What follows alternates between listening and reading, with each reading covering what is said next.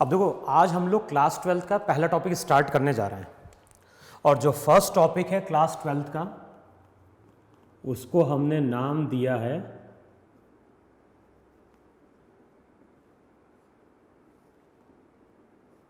Electrostatic, है कि नहीं। अब देखो, जब हम इलेक्ट्रोस्टैटिक की बात करते हैं तो इलेक्ट्रोस्टैटिक का मतलब क्या है? इलेक्ट्रोस्टैटिक का मतलब है कि यहां पे हम स्टडी कर रहे हैं किसकी? अफेक्ट ऑफ चार्ज की। तो यहां पे हम चार्ज का अफेक्ट ले रहे हैं और ये चार्ज का अफेक्ट हम कब देख रहे हैं? ये चार्ज का हम इफेक्ट देख रहे हैं जबकि चार्ज कैसा है? रेस्ट में। तो इलेक्ट्रोस्टैट का मतलब है चार्ज के अफेक्ट की स्टडी करनी है, affect of charge when it is at rest, when it is at rest. तो हम लोग बोलते हैं कि इलेक्ट्रोस्टैटिक क्या है? इलेक्ट्रोस्टैटिक फिजिक्स की वो ब्रांच है जहां पे हम चार्ज के अफेक्ट को देख रहे हैं। हम किस चार्ज के अफेक्ट को देख रहे हैं? हम उस चार्ज के अफेक्ट को देख रहे हैं जो चार्ज मेरा कैसा है? रेस्ट में। या फिर हम इसको ऐसे भी बोलते हैं कि इलेक्ट्रोस्टैटिक, तो इलेक्ट्रोस्टैटिक में जो इलेक्ट्रो है उसका मतलब होता है इलेक्ट्रॉन, और स्टैटिक का मतलब क्या हो गया? स्टैटिक का मतलब रेस्ट में। तो इलेक्ट्रोस्टैटिक का मतलब है एक तरह से इलेक्ट्रॉन की हम स्टडी कर रहे हैं जब वो कैसा है? रेस्ट में। अब देखो, सबसे पहले मैं एक केस कंसिडर करता हूं। मैं बोल रहा हूं कि यहां पे एक टेबल है और जो भी टेबल है वो टेबल मेरा वहां पे फ्रिक्शनलेस है, स्मूथ टेबल है। अब मैंने क्या किया? स्मूथ टेबल लिया और स्मूथ टेबल के ऊपर मैंने यहां पे एक रॉड को लाके प्लेस किया। ये रॉड है ग्लास की, तो यहां पे हम प्लेस कर रहे हैं एक तो ग्लास रॉड को, दूसरा यहां पे हम प्लेस कर रहे हैं एक सिल्क क्लॉथ को। तो एक तो मैंने ग्लास रॉड ली, दूसरी मैंने सिल्क क्लॉथ ली। दोनों को मैंने क्या किया? कुछ डिस्टेंस पे लाके प्लेस कर दिया और ये डिस्टेंस मेरा स्मॉल है। अब मैं अगर तुमसे पूछता हूं कि अभी मैं अगर फ्री बॉडी डायग्राम ड्रॉ करता हूं तो कौन कौन से फोर्स शो करेंगे? ये डायग्राम हॉरिजॉन्टल प्लेन में है, तो दोनों का वेट कहां जाएगा? अंदर की ओर। वेट किसके कारण डेवलप हो रहा है? अर्थ के कारण। टेबल की नॉर्मल कहां हो गई? बाहर की ओर हो गई। अब जिस रॉड और ग्लास की हम बात कर रहे हैं उन दोनों का वहां पे क्या है? मास है। तो हम लोग क्या देखते हैं कि जब टेबल के ऊपर हम ग्लास रॉड और सिल्क क्लॉथ को लाके प्लेस करते हैं तो ये दोनों ही बॉडी हमें रेस्ट में दिखाई देती है कि नहीं? लेकिन इससे पहले हम लोगों ने न्यूटन्स लॉ ऑफ ग्रेविटेशन पढ़ा है और न्यूटन्स लॉ ऑफ ग्रेविटेशन क्या बोलता है? न्यूटन्स लॉ ऑफ ग्रेविटेशन बोलता है कि अगर यूनिवर्स में दो बॉडी हैं, और दोनों बॉडी का वहां पे क्या है? मास है, तो उस केस में दोनों ही बॉडी एक दूसरे के ऊपर अट्रैक्टिव फोर्स अप्लाई करती है। देखो है कि नहीं वहां पे? तो जो न्यूटन का ग्रेविटेशनल लॉ है उसके अकॉर्डिंग इसका मास m1 है, इसका मास m2 है। तो मास के कारण ये दोनों बॉडी एक दूसरे के ऊपर ग्रेविटेशनल फोर्स अप्लाई कर रही हैं और इनका नेचर अट्रैक्टिव है। अब बताओ, अगर दोनों बॉडी एक दूसरे के ऊपर ग्रेविटेशनल फोर्स अप्लाई कर रही है तब तो उस केस में इन दोनों बॉडी को एक दूसरे से अट्रैक्ट कर जाना चाहिए, लेकिन बॉडी हमें कैसी दिखाई देती है? रेस्ट में दिखाई देती है। तो यहां से हम क्या बोलते हैं कि ये जो ग्रेविटेशनल फोर्स है Fg मेरा ग्रेविटेशनल फोर्स है, लेकिन ये ग्रेविटेशनल फोर्स मेरा वीक फोर्स है। समझ में क्या बोल रहा हूं? होना क्या चाहिए था? दोनों बॉडी के बीच में ग्रेविटेशनल फोर्स डेवलप हो रहा है, तो ग्रेविटेशनल फोर्स के कारण दोनों बॉडी अट्रैक्ट कर जानी थी, लेकिन दोनों बॉडी अट्रैक्ट नहीं करती है। तो यहां से हम बोलते हैं कि जो ग्रेविटेशनल फोर्स है, ये ग्रेविटेशनल फोर्स मेरा कैसा फोर्स है? वीक फोर्स है। अच्छा, अब यहां से हम कई बार मास को भी डिफाइन करते हैं। तो मास को हम कई बार इस तरह से भी डिफाइन करते हैं कि it is the property of a body. Mass क्या है? It is the property of a body due to which it experiences gravitational force. तो मास क्या है? मास बॉडी की प्रॉपर्टी है जिसके कारण बॉडी वहां पे ग्रेविटेशनल फोर्स क्या करती है? एक्सपीरियंस करती है। अब अगले स्टेप में मैंने क्या किया, अगले स्टेप में मैं ग्लास रॉड को और सिल्क क्लॉथ को पास में लेके आता हूं। अगले स्टेप में हम क्या कर रहे हैं, ग्लास रॉड और सिल्क क्लॉथ दोनों को हम पास में लेके आ रहे हैं, और पास में लाने के बाद दोनों को हम क्या करते हैं, रब करते हैं। रब करने के बाद दोनों बॉडी को फिर से हम क्या कर देते हैं, कुछ डिस्टेंस पे लाके प्लेस कर देते हैं, और ये डिस्टेंस स्मॉल होता है। अब एक्सपेरिमेंटली क्या देखा गया है कि जैसे हम दोनों बॉडी को रब करते हैं, रब करने के बाद कुछ स्मॉल डिस्टेंस पे लाके प्लेस करते हैं, तो जैसे ही हम प्लेस करते हैं दोनों एक दूसरे से क्या कर जाते हैं, अट्रैक्ट कर जाते हैं। और दोनों बॉडी अगर अट्रैक्ट कर गई, इसका मतलब है कि दोनों बॉडी के बीच में ग्रेविटेशनल फोर्स के अलावा भी कोई फोर्स डेवलप हुआ है, क्योंकि ग्रेविटेशनल फोर्स सफिशिएंट नहीं था दोनों को पास लाने के लिए। तो दोनों बॉडी अगर कुछ टाइम बाद पास आके स्टिक कर जाती है, तो इसका मतलब है कि इन दोनों के बीच में ग्रेविटेशनल फोर्स के अलावा भी कोई फोर्स डेवलप हुआ है, और वो जो फोर्स होता है उस फोर्स को हम लोग नाम देते हैं इलेक्ट्रोस्टैटिक फोर्स।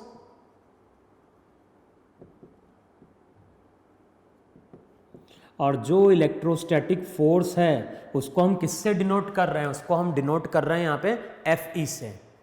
तो ग्रेविटेशनल फोर्स के अलावा भी यहाँ पे एक इलेक्ट्रोस्टैटिक फोर्स डेवलप हुआ है, जिसके कारण ये बॉडी हमें अट्रैक्ट करते हुए दिखाई देती है।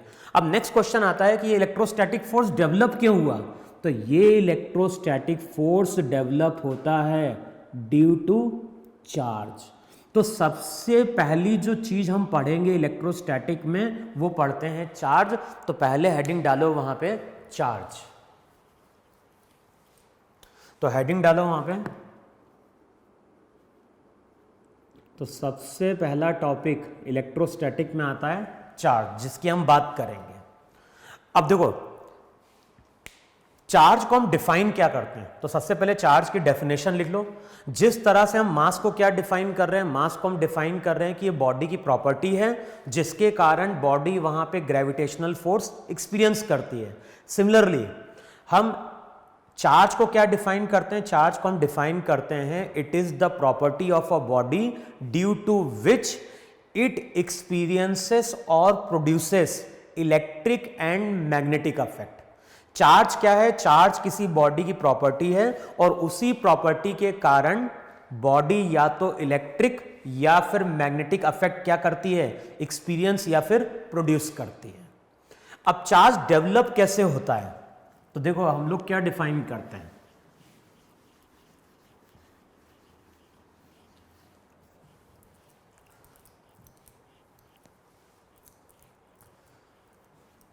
अब देखो हम लोगों ने पढ़ा है कि अगर मान लो कोई भी मटेरियल होगा तो ये मटेरियल किससे मिलके बना है, ये मटेरियल मिलके बना है एटम्स से। और एटम्स में मेनली हम तीन पार्टिकल की बात करते थे, एक इलेक्ट्रॉन था, दूसरा प्रोटॉन था और तीसरा मेरा क्या था, न्यूट्रॉन था।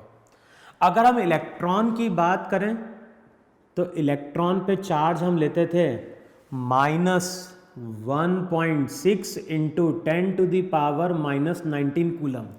चार्ज की यूनिट एसआई सिस्टम में कूलम होती है। तो इलेक्ट्रॉन पे चार्ज इतना होता है और जितना चार्ज इलेक्ट्रॉन पे होता है उतना ही अमाउंट का पॉजिटिव चार्ज किस पे होता है, प्रोटॉन पे होता है। तो जब भी हम किसी मटेरियल की बात कर रहे हैं तो वो मटेरियल किससे मिलके बना है, एटम से मिलके बना है। और एटम की प्रॉपर्टी क्या है, जितने वहां पे नंबर ऑफ इलेक्ट्रॉन होते हैं उतने ही वहां पे क्या होते हैं, नंबर ऑफ प्रोटॉन होते हैं। दोनों पे चार्ज कैसा है, इक्वल और ऑपोजिट है। तो इलेक्ट्रॉन को मैंने डिनोट किया है ई की पावर, मैंने क्या लिए, नेगेटिव सिंबल लगाया है। अगर मैं केवल कहीं पे केवल ई लिख रहा हूं तो वो ई क्या डिनोट कर रहा होगा, वो ई डिनोट कर रहा होगा इनके चार्ज का मैग्नीट्यूड।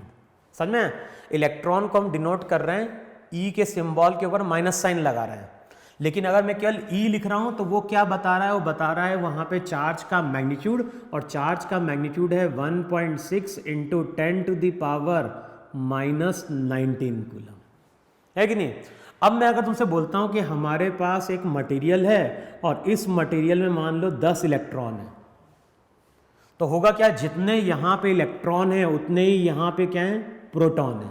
तो अगर मैं पूछ रहा हूँ कि ये बॉडी कैसी है, तो ये बॉडी न्यूट्रल है, क्योंकि इस बॉडी पे नेट चार्ज 0 है। देखो है कि नहीं है, जितना यहाँ पे नेगेटिव चार्ज है उतना ही यहाँ पे पॉजिटिव चार्ज है, तो हम बोलेंगे बॉडी पे नेट चार्ज यहाँ पे क्या हो गया, 0 हो गया। लेकिन मान लो अगर मैंने किसी तरह से इस बॉडी में से 2 इलेक्ट्रॉन बाहर निकाल लिए, अगर मान लो किसी तरह से हमने इस बॉडी में से 2 इलेक्ट्रॉन बाहर निकाल लिए, तो अब यहां पे 8 इलेक्ट्रॉन और साथ में क्या है, 10 प्रोटॉन। अब बताओ कौन सा चार्ज एक्सेस में आ गया। अभी तक चार्ज मेरे बैलेंस हो रहे थे, लेकिन जैसे ये बॉडी इलेक्ट्रॉन क्या करती है, लूज करती है, तो चार्ज इम्बैलेंस हो जाता है। अब मैं अगर पूछ रहा हूं कि कौन सा चार्ज एक्सेस में है, तो 8 इलेक्ट्रॉन का चार्ज 8 प्रोटॉन के चार्ज से बैलेंस हो गया, तो हम बोलेंगे यहां पे केवल 2 प्रोटॉन का चार्ज है। प्रोटॉन की बात कर रहे हैं, चार्ज का मैग्नीट्यूड तो इतना ही है, तो यहां पे हम लिखेंगे Q = 2E। देखो है कि नहीं है वहां पे। लेकिन सिमिलरली अगर मैं बोल रहा हूं कि हमारे पास एक बॉडी है, इस बॉडी के पास पहले 10 इलेक्ट्रॉन थे, 10 प्रोटॉन थे, तो ये बॉडी न्यूट्रल थी। मान लो बॉडी ने यहां पे 2 इलेक्ट्रॉन गेन कर लिए, तो जब ये बॉडी 2 इलेक्ट्रॉन गेन करेगी तो अगेन चार्ज क्या होगा, इम्बैलेंस हो जाएगा। अब कौन सा चार्ज ज्यादा होगा, इलेक्ट्रॉन ज्यादा होगा और प्रोटॉन क्या होगा, कम होगा। कितना नेगेटिव चार्ज ज्यादा है, तो हमें मालूम है कि 2 इलेक्ट्रॉन का नेगेटिव चार्ज ज्यादा है, तो यहां पे हम बोलेंगे Q = यहां पे हमने लिखा था +2E, क्योंकि चार्ज पॉजिटिव आया था यहां पे। देखो है कि नहीं यहां पे, लेकिन यहां पे चार्ज 2 इलेक्ट्रॉन के बराबर है लेकिन नेगेटिव है, तो यहां पे हम लिखेंगे -2E। तो यहां से हम क्या बोलते हैं, यहां से हम बोलते हैं कि चार्ज का फॉर्मूला क्या होता है, चार्ज का फॉर्मूला होता है ±NE। n वहां पे नंबर ऑफ इलेक्ट्रॉन है जो कि बॉडी ने या तो लूज किए या फिर गेन किए, और E वहां पे केवल चार्ज का मैग्नीट्यूड है। अब सबसे पहली चीज क्या क्लियर हो रही है, सबसे पहली चीज हमें क्लियर हो रही है कि किसी भी बॉडी पे चार्ज अगर पॉजिटिव आया है, तो इसका मतलब है उसने इलेक्ट्रॉन क्या किया है, लूज किया है। तो अगर कोई बॉडी इलेक्ट्रॉन को लूज कर रही है तो उस पर चार्ज पॉजिटिव आएगा, लेकिन अगर कोई बॉडी इलेक्ट्रॉन गेन कर रही है तो उस पर चार्ज क्या निकल के आ रहा है, नेगेटिव आ रहा है। तो हम इसको ऐसा भी बोलते हैं कि पॉजिटिव चार्ज का मतलब क्या है, पॉजिटिव चार्ज का मतलब है डेफिशिएंसी ऑफ इलेक्ट्रॉन, और नेगेटिव चार्ज का मतलब क्या है, नेगेटिव चार्ज का मतलब है एक्सेस ऑफ इलेक्ट्रॉन। क्लियर हुआ। अब यहां से एक चीज और ध्यान रखनी है, क्या चीज ध्यान रखनी है, जितने इलेक्ट्रॉन उसने लूज किए उतना ही पॉजिटिव चार्ज आया, जितने इलेक्ट्रॉन उसने गेन किए उतना ही अमाउंट का वहां पे क्या हुआ, नेगेटिव चार्ज आया। तो जितने इलेक्ट्रॉन या प्रोटॉन, जितने इलेक्ट्रॉन बॉडी लूज करती है या गेन करती है, उसी के इक्विवेलेंट वहां पे चार्ज आता है। तो चार्ज का फॉर्मूला हम लोग लिखते हैं Q = ±NE। अब जैसे मैं बात कर रहा हूं एक्सपेरिमेंट की, जो अभी हमने एक्सपेरिमेंट परफॉर्म किया था, तो हमने जो एक्सपेरिमेंट परफॉर्म किया था वहां पे ग्लास रॉड थी, और ग्लास रॉड को हमने सिल के साथ क्या किया था, रब किया था। अब यहां पे जब हम रब करते हैं, अच्छा एक चीज और ये समझो, जब हम बात करते हैं चार्ज की, तो हम बोलते हैं कि चार्ज का फॉर्मूला क्या है, ±NE। जब भी हम चार्ज की बात करते हैं, चार्ज हमेशा क्यों डेवलप होता है, चार्ज हमेशा डेवलप होता है due to transfer of electrons. तो हमारे माइंड में क्वेश्चन आना चाहिए कि चार्ज इलेक्ट्रॉन के कारण ही क्यों डेवलप होता है। तो उसका रीजन क्या है, उसका रीजन है कि हमने पढ़ा था कि एटॉमिक स्ट्रक्चर में कि प्रोटॉन और न्यूट्रॉन, तो ये तो क्या है, न्यूक्लियस में टाइटली बॉन्डेड है। जो इलेक्ट्रॉन है, इलेक्ट्रॉन इस न्यूक्लियस के चारों ओर क्या कर रहे हैं, मूव कर रहे हैं, है कि नहीं। लेकिन हमने ऐसा भी पढ़ा है कि कुछ मटेरियल या कुछ एटम ऐसे होते हैं जहां पे आउटर मोस्ट शेल के इलेक्ट्रॉन क्या होते हैं, लूजली बॉन्डेड होते हैं। तो अगर हम आउटर मोस्ट शेल के इलेक्ट्रॉन की बात कर रहे हैं तो ये लूजली बॉन्डेड है, इसका मतलब है कि इनको हम निकाल सकते हैं कुछ एनर्जी दे के। तो इसीलिए हम बोलते हैं कि चार्ज जो है वो हमेशा इलेक्ट्रॉन के कारण ही डेवलप होता है। या तो बॉडी इलेक्ट्रॉन ले पाती है या फिर बॉडी इलेक्ट्रॉन गेन कर पाती है, क्योंकि प्रोटॉन और न्यूट्रॉन को हम बाहर नहीं निकाल सकते क्योंकि ये न्यूक्लियस में टाइटली बॉन्डेड है। तो ये रिजल्ट ध्यान रखना कि चार्ज हमेशा डेवलप होता है due to transfer of electron. Clear हुआ? अब जैसे मैं यहां पे बात कर रहा हूं, यहां पे मेरी ग्लास रॉड थी और यहां पे हमारा क्या था, सिल्क क्लॉथ था। इनिशियली दोनों बॉडी न्यूट्रल थी, जितने इलेक्ट्रॉन प्रोटॉन इसमें, जितने इलेक्ट्रॉन प्रोटॉन बैलेंस हो रहे थे। लेकिन जैसे ही हम रब करते हैं तो रब करने के कारण वहां पे एनर्जी डेवलप होती है। अब मान लो एनर्जी इतनी मिल गई कि वो जो लूज इलेक्ट्रॉन थे उसको उसने क्या कर दिया, बाहर निकाल दिया। तो मान लो इस केस में इलेक्ट्रॉन ग्लास रॉड ने क्या कर दिए, लूज कर दिए। तो जैसे ही हमने दो बॉडी को रब किया तो ग्लास रॉड ने इलेक्ट्रॉन को लूज किया, तो यहां पे चार्ज क्या आएगा, पॉजिटिव आएगा। और रिजल्ट ध्यान रखना है, जितना इलेक्ट्रॉन वो लूज करेगी उतना ही अमाउंट का पॉजिटिव चार्ज इस पे आएगा, और जितना इलेक्ट्रॉन ये गेन करेगी उतना ही अमाउंट का यहाँ पे क्या होगा, नेगेटिव चार्ज आएगा। तो अगर इस बॉडी ने मान लो 4 इलेक्ट्रॉन लूज किए होते तो यहाँ पे -4 ही आता, +4 ही आता, और यहाँ पे 4 इलेक्ट्रॉन गेन कर रहा है तो चार्ज कितना होता, -4 ही आता। तो यहाँ पे होता क्या है, जब हम रब करते हैं तो एक बॉडी इलेक्ट्रॉन लूज करती है, दूसरी बॉडी इलेक्ट्रॉन क्या करती है, गेन करती है। और जैसे ही हम दोनों बॉडी को दूर करते हैं तो इस पे चार्ज पॉजिटिव आ जाता है और इस पे चार्ज क्या होता है, नेगेटिव आता है, जिसके कारण ये दोनों बॉडी आपस में क्या करती हैं, इलेक्ट्रोस्टैटिक फोर्स अप्लाई करती है कि नहीं। अब मान लो अगर यही एक्सपेरिमेंट परफॉर्म कर रहा है एक पर्सन, जो एक्सपेरिमेंट है ये एक्सपेरिमेंट अब परफॉर्म कर रहा है एक पर्सन, और ये पर्सन कहां पे खड़ा हुआ है, ये पर्सन खड़ा हुआ है ग्राउंड पे। अब होता क्या है, देखा क्या गया है कि जैसे ही एक्सपेरिमेंट कंप्लीट होता है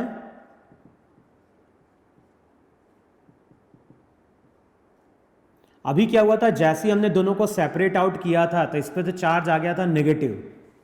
लेकिन यहां पे जब एक्सपेरिमेंट कंप्लीट होता है तो ये जो बॉडी रहती है ये बॉडी हमारी न्यूट्रल ही रहती है।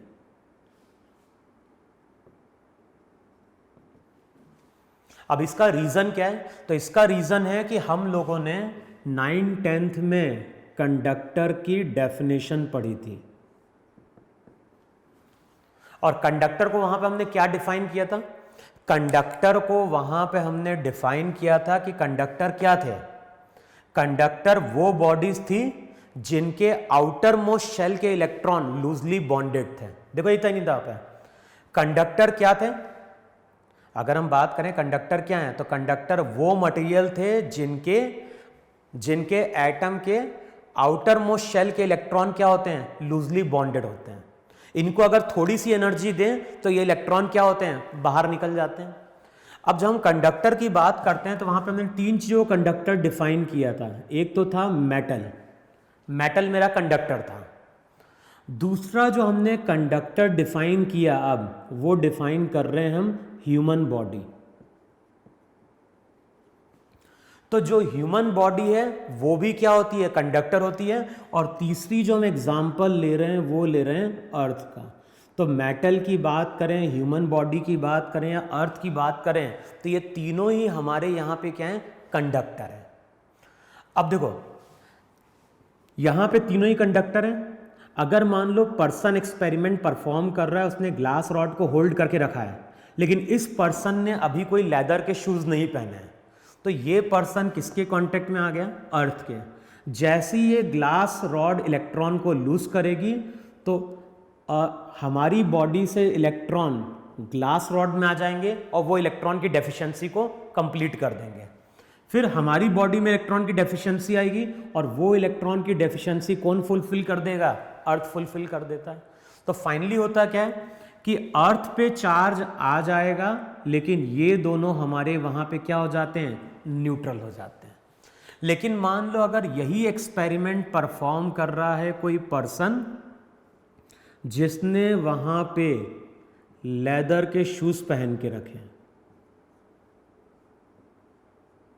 अब क्या होगा, जैसे ही एक्सपेरिमेंट कंप्लीट होगा इस पे तो नेगेटिव चार्ज आ जाएगा, इस पे चार्ज अभी कैसा था, पॉजिटिव, यानी यहाँ पे इलेक्ट्रॉन की डेफिशिएंसी है।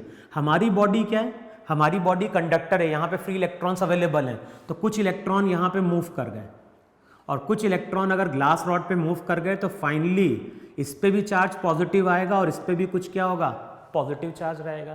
तो फाइनली हम देखते हैं कि इन दोनों पे चार्ज पॉजिटिव रहता है, लेकिन अगर पर्सन ने शूज़ नहीं पहने हैं तो उस केस में ग्लास रॉड पे कोई चार्ज नहीं रहता है।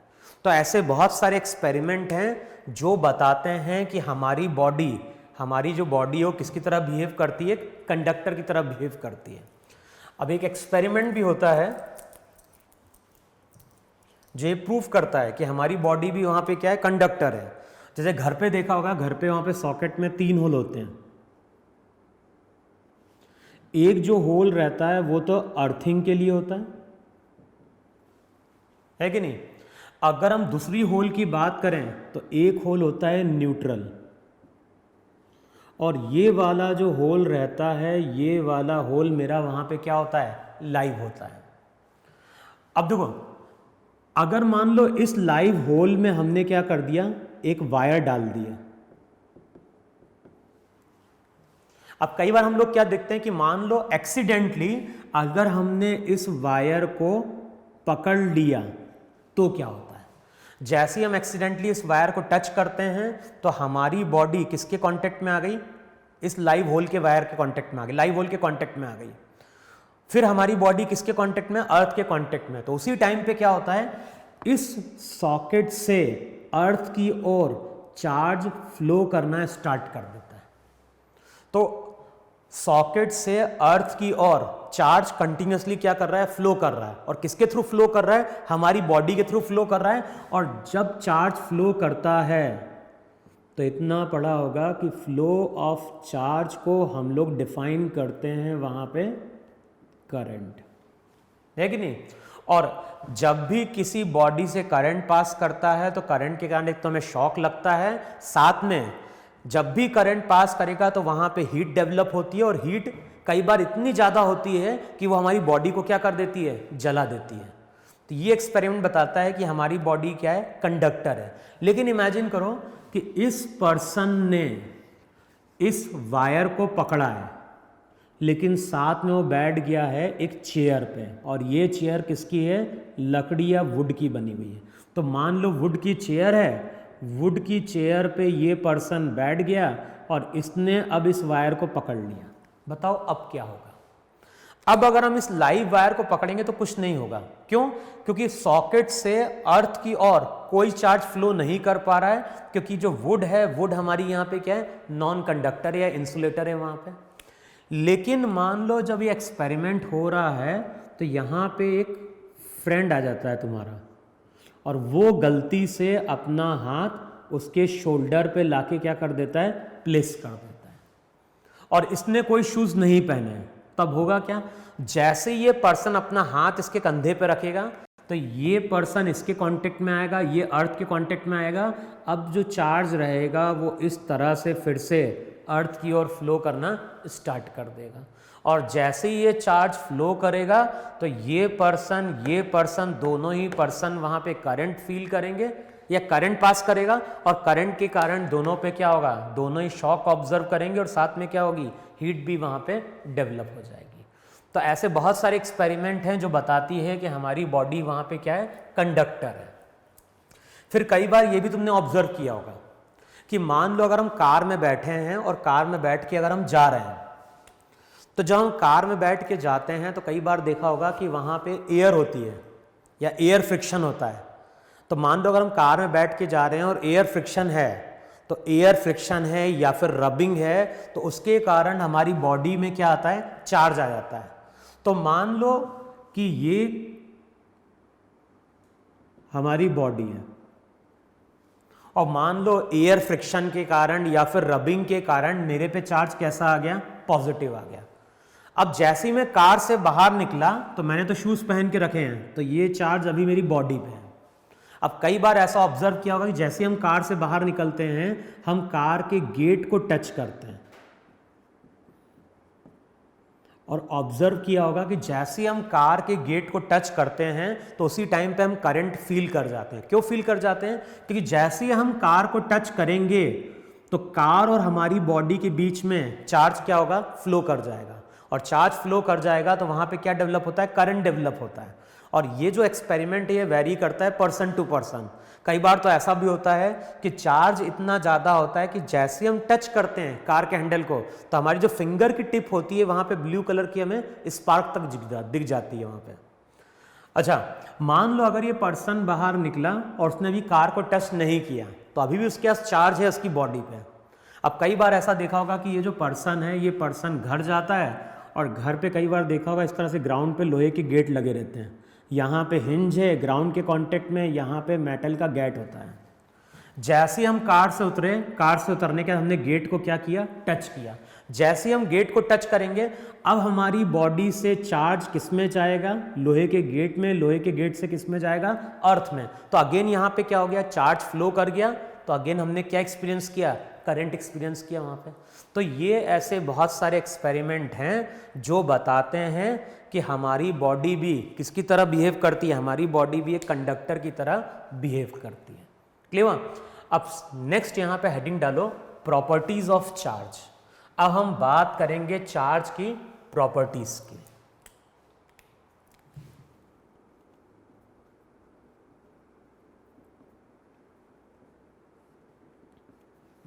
अब देखो चार्ज की कुछ प्रॉपर्टीज हैं जिनको हमें डिस्कस करना जरूरी है वहां पे। सबसे पहले तो ये ध्यान रखो, सबसे पहला पॉइंट क्या है चार्ज का? कि ये जो जब भी हम चार्ज की बात करते हैं ये हमेशा डेवलप होता है due to transfer of electron. जब भी हम बात करेंगे किसी बॉडी की तो वहां पे चार्ज हमेशा डेवलप होगा due to transfer of electrons. फिर नेक्स्ट पॉइंट क्या है? नेक्स्ट पॉइंट है कि जब भी हम चार्ज को डिनोट करेंगे तो उसका फॉर्मूला यूज करना है plus minus n e. N वहाँ पे इंटीजर है और ई वहाँ पे क्या है? ई वहाँ पे चार्ज का मैग्नीट्यूड है कि नहीं? एन वहाँ पे क्या है? एन वहाँ पे नंबर ऑफ इलेक्ट्रॉन है जो बॉडी ने या तो लूज किए हैं या फिर बॉडी ने वहाँ पे क्या किए हैं? गेन किए हैं। फिर देखो जब भी हम चार्ज की बात करते हैं तो इसकी एसआई सिस्टम में, अगर हम एसआई सिस्टम की बात कर रहे हैं तो एसआई सिस्टम में इसकी यूनिट क्या है? कूलम है। अगर हम बात कर रहे हैं किसकी? सीजीएस सिस्टम की, तो वहाँ पे इसकी यूनिट होती है ईएसयू। ईएसयू को हम बोलते हैं इलेक्ट्रोस्टैटिक यूनिट। और रिजल्ट वहाँ पे क्या होता है? रिजल्ट वहाँ पे होता है 1 कूलम किसके बराबर होता है? 3 × 10⁹ ESU। ये रिलेशन होता है कूलम में और इसकी इलेक्ट्रोस्टैटिक यूनिट में वहाँ पे। फिर देखो जो नेक्स्ट प्रॉपर्टी हम डिफाइन करते हैं वो डिफाइन करते हैं कि it is a scalar quantity. तो नेक्स्ट हम क्या डिफाइन कर रहे हैं? नेक्स्ट हम डिफाइन कर रहे हैं कि जो भी चार्ज है, चार्ज मेरी स्केलर क्वांटिटी है। और ये इतना हमने पढ़ा है। वेक्टर क्वांटिटी होगी तो वहां पे हमें दोनों का मैग्नीट्यूड चाहिए, डायरेक्शन चाहिए, और वेक्टर क्वांटिटी को ऐड करने के लिए हमें लॉज ऑफ वेक्टर यूज करने पड़ते हैं। लेकिन चार्ज अगर स्केलर क्वांटिटी है तो इसको हम सिंपली क्या कर सकते हैं? ऐड कर सकते हैं। जैसे मैं अगर तुमसे बोलता हूं कि यहाँ पे एक बॉडी है, इस पे चार्ज +10E है, इसका मतलब है यहाँ पे 10 इलेक्ट्रॉन की डेफिशिएंसी है। हमारे पास एक और बॉडी है, इस बॉडी पे चार्ज वहाँ पे क्या है? -5E है। अब दोनों बॉडी को हमने मिला के डिफाइन कर दिया सिस्टम। और मैं अगर तुमसे पूछता हूं कि इस सिस्टम पे टोटल चार्ज कितना है, समझ में? हमें कैलकुलेट क्या करना है? हमें कैलकुलेट करना है कि इस सिस्टम पे टोटल चार्ज कितना है। तो टोटल का मतलब क्या है? टोटल का मतलब है कि इन दोनों को अब हमें क्या करना है? ऐड करना है। ये स्केलर क्वांटिटी है तो इसको हम सिंपली ऐड कर देंगे 10E - 5E, तो हम बोलेंगे नेट चार्ज यहाँ पे 5E है। इसका मतलब है कि नेट सिस्टम पे 5 इलेक्ट्रॉन की डेफिशिएंसी है। मान लो अगर इस पे चार्ज -10 ही होता, इस पे -5 ही होता, तो अब क्या लिखते हैं, -10 ही -5 ही, तो रिजल्ट हो जाता -15e। तो ये नेक्स्ट प्रॉपर्टी है। जब भी हम बात करेंगे चार्ज की, तो चार्ज हमेशा मेरी वहाँ पे क्या है, स्केलर क्वांटिटी है। फिर नेक्स्ट प्रॉपर्टी क्या निकल के आती है, नेक्स्ट प्रॉपर्टी निकल के आती है कि जब भी हम चार्ज की बात करते हैं, charge are of two type, एक होता है पॉजिटिव चार्ज और एक क्या होता है, नेगेटिव चार्ज। अब ये लिख नहीं रहा हूँ ये। तो नेक्स्ट प्रॉपर्टी क्या होती है, चार्ज दो तरह के होते हैं, एक चार्ज होता है पॉजिटिव, दूसरा होता है नेगेटिव। पॉजिटिव चार्ज का मतलब होता है loss of electron, negative charge का मतलब क्या होता है, गेन ऑफ इलेक्ट्रॉन। ये कि नहीं है, इसमें ये पॉइंट भी कंटिन्यू कर लो वहाँ पे कि जब हम चार्ज की बात करते हैं तो नेक्स्ट पॉइंट निकल के आता है कि जब चार्ज सेम नेचर का होता है, जब चार्ज सेम नेचर का होगा तो वहाँ रिपेल करेगा, लेकिन अगर ऑपोजिट चार्ज होगा तो वो वहाँ पे अट्रैक्टिव फोर्स क्या करेगा, एक्सपीरियंस करेगा। तो नेक्स्ट प्रॉपर्टी क्या है, चार्ज दो तरह के होते हैं, एक पॉजिटिव चार्ज और एक नेगेटिव चार्ज। सिमिलर चार्जेस होंगे तो वो रिपेल करेंगे, ऑपोजिट चार्जेस होंगे तो वो वहां पे क्या करेंगे, अट्रैक्ट करेंगे। तो ये तो नेक्स्ट प्रॉपर्टी थी वहां पे। अब नेक्स्ट प्रॉपर्टी जो है, अब देखो जो नेक्स्ट प्रॉपर्टी 6th हम डिफाइन कर रहे हैं, वो क्या डिफाइन कर रहे हैं कि मान लो एक बॉडी है, इस बॉडी का मास वहां पे क्या है, m0 है। एक बॉडी है, इस बॉडी का मास यहां पे क्या है, m0 है। अभी ये बॉडी न्यूट्रल है। अब मान लो कुछ टाइम बाद इस बॉडी पे हमने पॉजिटिव चार्ज दे दिया। पॉजिटिव चार्ज का मतलब है कि यहाँ पे हमने इलेक्ट्रॉन को बाहर निकाला। इलेक्ट्रॉन अगर बाहर आया तो इसका मतलब है इसका मास कम हो गया, क्योंकि इलेक्ट्रॉन का भी मास होता है। तो जब मैं इलेक्ट्रॉन बाहर निकालूंगा तो इसका मास m1 हो जाएगा, और कंपेयर करोगे इन दोनों को तो हम बोलेंगे m1 will be less than m0। इसका मतलब है कि जब भी किसी बॉडी को चार्ज दोगे तो बॉडी का मास वहां पे क्या होगा, चेंज हो जाएगा। अगर पॉजिटिव चार्ज आया है तो मास कम हो जाएगा, लेकिन मान लो अगर इसी बॉडी पे चार्ज नेगेटिव आ गया, तो नेगेटिव चार्ज आया है, इसका मतलब है कि इस बॉडी ने इलेक्ट्रॉन लिए हैं, और इलेक्ट्रॉन अगर और ऐड हो गए तो मास बढ़ गया। अब मैं अगर इन दोनों को कंपेयर करूंगा तो m2 will be greater than क्या होगा, m0 होगा। समझ में आया? तो अगर किसी बॉडी को हम चार्ज देते हैं तो चार्ज के कारण मास चेंज हो जाता है। पॉजिटिव चार्ज आएगा तो मास कम हो जाएगा, नेगेटिव चार्ज आएगा तो मास वहां पे क्या होगा, बढ़ जाएगा वहां पे। तो ये नेक्स्ट प्रॉपर्टी थी वहां पे। फिर देखो जो नेक्स्ट प्रॉपर्टी आती है चार्ज की, तो वो लिखो वहां पे, चार्ज इज क्वांटाइज्ड। तो नेक्स्ट प्रॉपर्टी है charge is quantized. Charge is quantized जिसका मतलब है कि जब भी हम किसी बॉडी पे चार्ज की बात करेंगे, चार्ज हमेशा प्लस माइनस NE के फॉर्म में प्रेजेंट होगा, और n वहां पे इंटीजर है। n वहां पे इंटीजर है, n की कभी भी वैल्यू 1/2, 2/6, 8/10 ऐसी वैल्यू पॉसिबल नहीं है। क्योंकि देखो अगर मैं बोलता हूं कि किसी बॉडी पे, मैं बोलता हूं किसी बॉडी से हमने 2 इलेक्ट्रॉन बाहर निकाले, अगर किसी बॉडी से हमने 2 इलेक्ट्रॉन बाहर निकाले तो इस पे चार्ज कितना आ गया, इस पे चार्ज आ गया +2 है कि नहीं। जितना हम इलेक्ट्रॉन बाहर निकालेंगे उतना ही चार्ज बॉडी पे डेवलप होता है। तो अगर मैं तुमसे बोलता हूं किसी बॉडी से मैंने 2 इलेक्ट्रॉन बाहर निकाले तो पॉसिबल है, लेकिन मैं तुमसे बोलूं कि किसी बॉडी में से मैंने 1.5 इलेक्ट्रॉन बाहर निकाले, तो ऐसा पॉसिबल हो सकता है क्या? नहीं हो सकता। इलेक्ट्रॉन की जब हम बात करते हैं तो इलेक्ट्रॉन एज अ होल बाहर आता है, या इलेक्ट्रॉन एज अ होल वहां पे क्या करता है, एंटर करता है। तो यहां पे जब हम बात करेंगे तो चार्ज हमेशा इलेक्ट्रॉन का क्या होगा, इंटीग्रल मल्टीपल के फॉर्म में डेवलप होगा। n की वैल्यू कभी भी फ्रैक्शन में नहीं आएगी, इसलिए हम बोलते हैं कि चार्ज जो है वो हमेशा क्या है, क्वांटाइज्ड है। लेकिन रिसेंटली कुछ एक्सपेरिमेंट आए हैं जहां पे चार्ज हमें ऐसा दिखाई दिया है, +-e/3 +-2e/3। तो कुछ पार्टिकल हमें ऐसे मिले हैं जिन पे charge plus minus e/3 plus minus 2e/3 है, और इन चार्ज पार्टिकल को वहां पे हम बोलते हैं क्वार्क्स। लेकिन इलेक्ट्रोस्टैट में हम इन चार्ज पार्टिकलों को कंसिडर नहीं करेंगे, क्योंकि इनका जो लाइफ स्पान होता है वो लाइफ स्पान कैसा है, बहुत ही स्मॉल है। क्लियर? तो ये चार्ज की मेरी नेक्स्ट प्रॉपर्टी थी कि चार्ज हमेशा इलेक्ट्रॉन के इंटीग्रल मल्टीपल के फॉर्म में होगा। फिर जो नेक्स्ट प्रॉपर्टी आती है चार्ज की, वो आती है कि it is always associated with मास। जब हम चार्ज की बात कर रहे हैं तो नेक्स्ट प्रॉपर्टी क्या निकल के आ रही है कि charge is always associated with मास। अगर मास होगा तभी हम किसी बॉडी को क्या कर पाएंगे, चार्ज दे पाएंगे या ले पाएंगे। जैसे अगर मैं बोल रहा हूं कि यहां पे एक बॉडी है, इस बॉडी से मैंने इलेक्ट्रॉन को बाहर निकाला तो इस पे चार्ज कैसा आ गया, पॉजिटिव आ गया, है कि नहीं?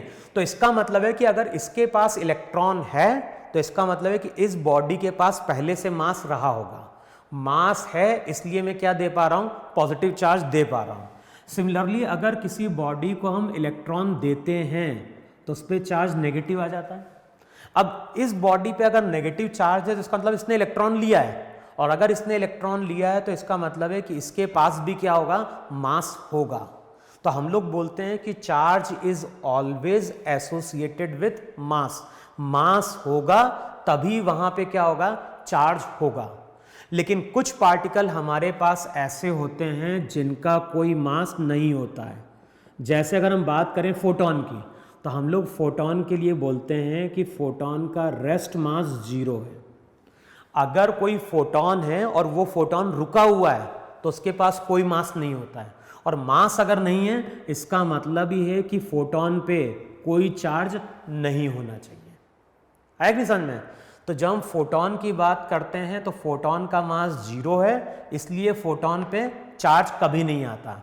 लेकिन अगर यही फोटॉन चलना स्टार्ट कर दे, यही फोटॉन अगर मूव करना स्टार्ट कर दे तो उसके पास एनर्जी होती है, और फिर हम आइंस्टीन की इक्वेशन यूज करते हैं मास एनर्जी रिलेशनशिप की, E=mc²। तो अगर कोई फोटॉन मूव करना स्टार्ट कर देगा तो उसके पास एनर्जी होगी, और उस एनर्जी के करस्पॉन्डिंगली उस फोटॉन का हम मास क्या कर सकते हैं, कैलकुलेट कर सकते हैं। तो नेक्स्ट पॉइंट मैंने यही डिफाइन किया कि मास अगर होगा तभी हम किसकी बात कर पाएंगे, चार्ज की बात कर पाएंगे। क्लियर हुआ? फिर नेक्स्ट पॉइंट लिखो वहां पे,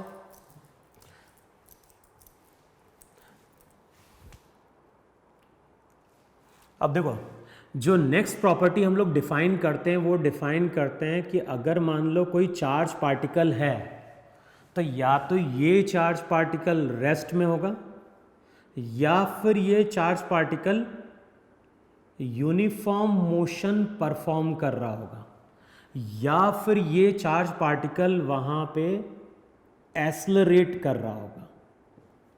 अब नेक्स्ट प्रॉपर्टी क्या है, अगर कोई चार्ज रेस्ट में है तो वो वहां पे केवल इलेक्ट्रिक अफेक्ट या तो प्रोड्यूस करेगा या फिर एक्सपीरियंस करेगा। लेकिन अगर कोई चार्ज यूनिफॉर्म मोशन परफॉर्म कर रहा है तो वहां पे उसके इलेक्ट्रिक अफेक्ट भी आएंगे और साथ में उसके क्या होंगे, मैग्नेटिक अफेक्ट भी आएंगे। लेकिन अगर कोई चार्ज एक्सेलरेट कर रहा है तो फिर वहां पे वो प्रोड्यूस करता है इलेक्ट्रोमैग्नेटिक रेडिएशन।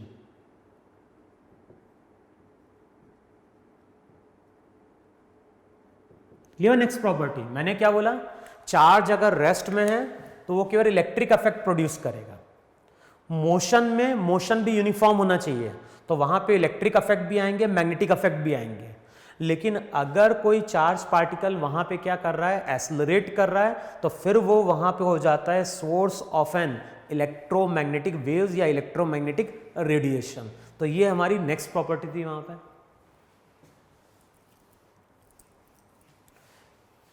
फिर देखो नेक्स्ट जो प्रॉपर्टी हम लोग डिफाइन करते हैं वो डिफाइन करते हैं कि जो चार्ज है ये चार्ज हमारा फ्लो कर सकता है। जब हम चार्ज की बात करते हैं तो चार्ज का भी फ्लो होता है या फिर चार्ज का भी ट्रांसफर होता है। जो भी चार्ज का फ्लो या चार्ज का ट्रांसफर है वो होता है सिमिलर टू फ्लूइड। जैसे हम लोग क्या बोल रहे हैं कि मान लो यहाँ पे एक कंटेनर है और यहाँ पे एक और कंटेनर है, तो हमारे पास यहाँ पे कितने कंटेनर है? हमारे पास यहाँ पे 2 कंटेनर हैं। जिन 2 कंटेनर की हम बात कर रहे हैं उनमें से एक में लिक्विड फिल्ड है और दूसरा मेरा एम्प्टी है। दोनों को अगर हम कुछ डिस्टेंस पे लाके प्लेस कर दें तो कुछ नहीं होगा। सेम चीज़ यहाँ पे, अगर मेरे पास यहाँ पे एक कंडक्टर है, यहाँ पे एक कंडक्टर है और इस पे कोई चार्ज है पॉजिटिव, तो इस पे अगर कोई चार्ज है, इसके पास में हमने एक और कंडक्टर को लाके प्लेस कर दिया तो अभी कुछ नहीं होगा। अच्छा, एक प्रॉपर्टी ये भी होती है वहां पे कि अगर कोई आइसोलेटेड सिस्टम है तो उसका चार्ज वहां पे क्या रहता है? कांस्टेंट रहता है।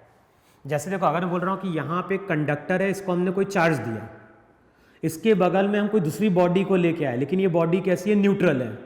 अब ये एक मेरा सिस्टम है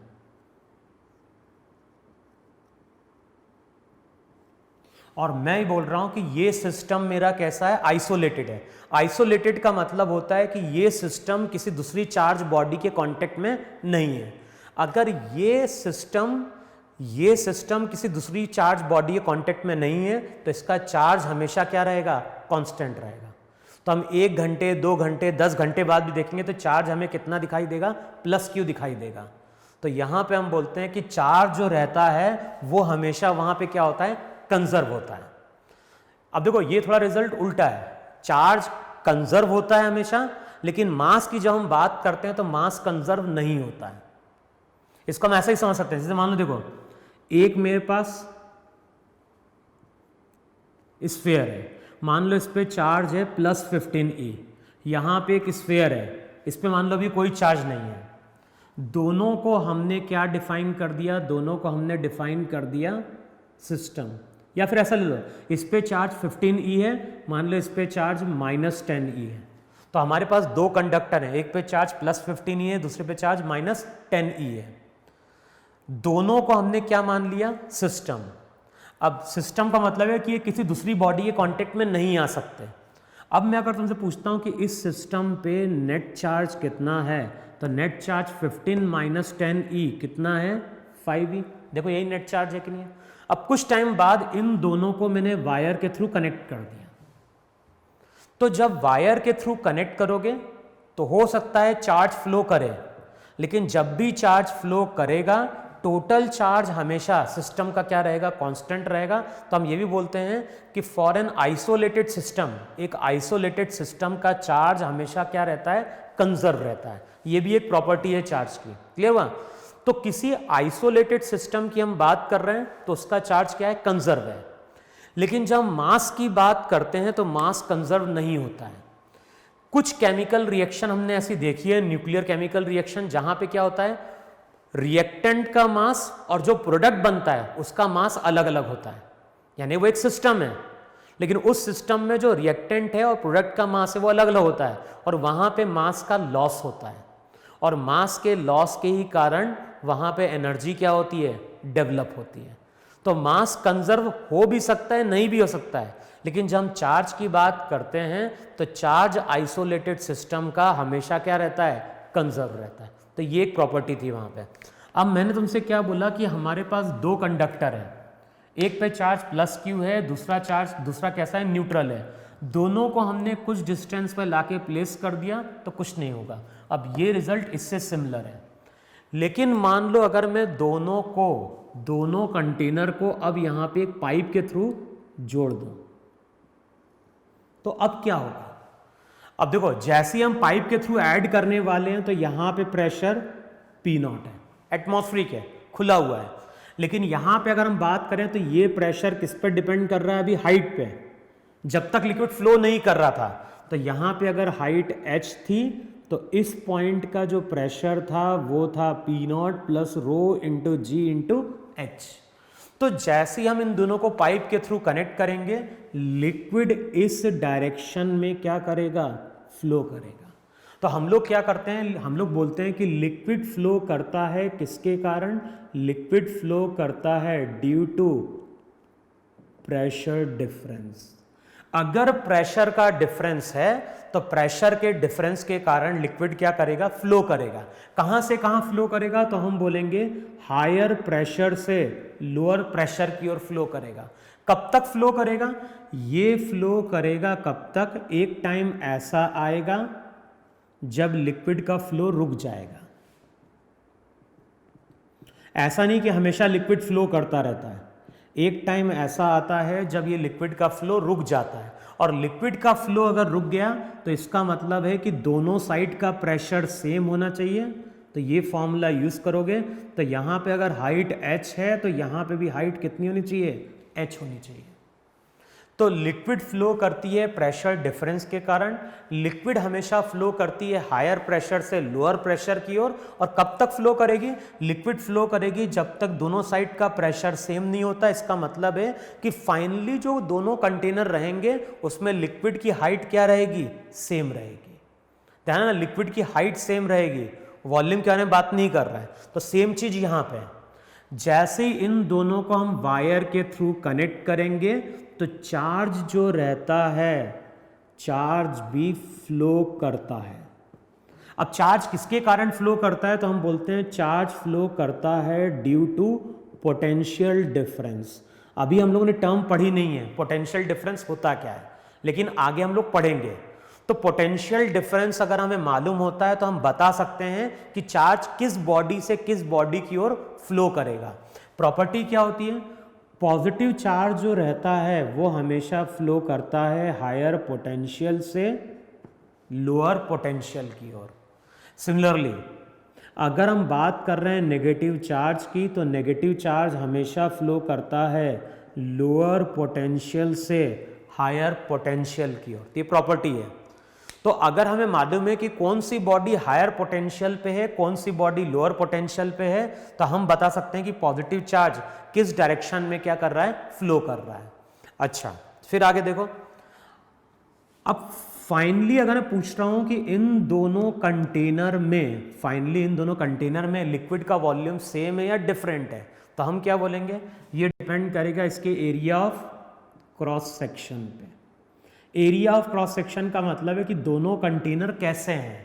दोनों कंटेनर अगर आइडेंटिकल नहीं है तो यहां पे वॉल्यूम A1 इंटू एच, यहां पे वॉल्यूम A2 इंटू एच।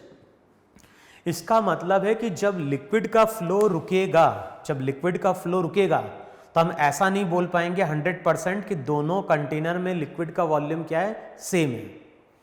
लेकिन अगर दोनों कंटेनर मेरे आइडेंटिकल हो जाएं तो क्या होगा, तब तो हम बोलेंगे दोनों में लिक्विड का वॉल्यूम क्या है, सेम हो गया। तो फाइनली जब लिक्विड का फ्लो रुकेगा तो दोनों कंटेनर में हो सकता है लिक्विड का वॉल्यूम सेम हो, या फिर दोनों कंटेनर में लिक्विड का वॉल्यूम वहां पे क्या हो, डिफरेंट हो। क्लियर हो यहां पे। सेम चीज यहां पे जब दोनों बॉडी के बीच में चार्ज फ्लो करेगा तो हो सकता है अगर दोनों का रेडियस क्या है, अलग अलग है, मान लो दोनों का रेडियस वहां पे क्या है, अलग अलग है, तो फाइनली जब चार्ज का फ्लो रुकेगा तो इस पे चार्ज आ जाएगा Q1, इस पे चार्ज आ जाएगा Q2। लेकिन ऐसा भी पॉसिबल है कि अगर मान लो दोनों का रेडियस सेम हो, इसका भी R इसका भी R, तो फिर ये प्रॉपर्टी हम यूज कर लेंगे। हम क्या बोलेंगे, हम बोलेंगे दोनों पे चार्ज इक्वल चला जाएगा। तो इस पे आ जाएगा Q/2, इस पे आ जाएगा Q/2। तो अभी हमने पोटेंशियल के बारे में तो पढ़ा नहीं है, लेकिन जब आगे जाओगे कूलम्स लॉ में, तो कूलम्स लॉ में कुछ ऐसे क्वेश्चन आते हैं कि वहां बोलता है कि स्फेरिकल बॉल है, इस पे चार्ज है Q। अब इसको हमने क्या किया, इसको हमने दूसरी बॉल से टच किया। जैसे मान लो बॉल A थी, बॉल A को हम कांटेक्ट में लेके आ गए B के, दोनों बॉल कैसी हैं, आइडेंटिकल हैं। तो जैसे हमने दोनों को टच किया, दोनों को दूर किया, तो अब इस पे चार्ज कितना आ जाएगा, Q/2, इस पे भी चार्ज कितना आ जाएगा, Q/2। तो ये प्रॉपर्टी हम लोग यूज करेंगे जब कूलम्स लॉ में कुछ क्वेश्चन हम इनिशियली क्या करेंगे, सॉल्व करेंगे। क्लियर हुआ।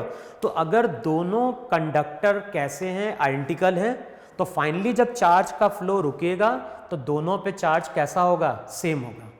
लेकिन जरूरी नहीं कि चार्ज सेम होगा, क्योंकि वो डिपेंड करेगा उनके साइज पे भी डिपेंड करता है। तो वो आगे हम लोग क्या करेंगे, डिस्कस करेंगे।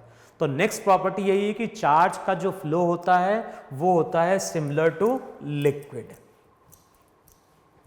फिर नेक्स्ट प्रॉपर्टी लिखो, नेक्स्ट प्रॉपर्टी है कि जब भी हम चार्ज देंगे किसी कंडक्टर को तो चार्ज हमेशा जाएगा कंडक्टर के सरफेस पे। क्लियर ना? जब भी हम किसी कंडक्टर को चार्ज देंगे तो चार्ज जाएगा कंडक्टर के सरफेस पे, वो कभी भी कंडक्टर के अंदर नहीं जाता है। जैसे ये कंडक्टर है, इस कंडक्टर को अगर मैंने कुछ पॉजिटिव चार्ज दिया तो ये पॉजिटिव चार्ज पूरा कहाँ गया? सरफेस के अंदर गया, सरफेस पे गया, सरफेस के अंदर कोई चार्ज नहीं जाएगा। और ये बहुत इंपॉर्टेंट प्रॉपर्टी है कि कंडक्टर को जब भी चार्ज देंगे चार्ज कहाँ जाएगा? सरफेस पे। और इस रिजल्ट को आगे जब हम गॉस थ्योरम पढ़ेंगे तो वहाँ पे हम प्रूव भी करते हैं कि क्यों चार्ज सरफेस पे जाता है, अंदर क्यों नहीं गया। तो अभी हमें केवल इस प्रॉपर्टी को ध्यान रखना कि जब भी चार्ज जाएगा कंडक्टर के सरफेस पे। अच्छा, कंडक्टर के सरफेस पे चार्ज जाएगा तो कोई जरूरी नहीं कि कंडक्टर का शेप रेगुलर हो सकता है कंडक्टर का शेप तो वहाँ पे इररेगुलर हो, इस तरह से। तो इस केस में जब हम कंडक्टर को चार्ज देते हैं तो प्रॉपर्टी क्या है? वहाँ पे आगे एक टर्म पढ़ोगे, चार्ज डेंसिटी, सिग्मा। सिग्मा को हम बोलते हैं चार्ज पर यूनिट एरिया, या फिर इसको हम बोलते हैं सरफेस डेंसिटी भी। सरफेस डेंसिटी किसकी? चार्ज की। तो इसको हम लिखते हैं सरफेस चार्ज डेंसिटी।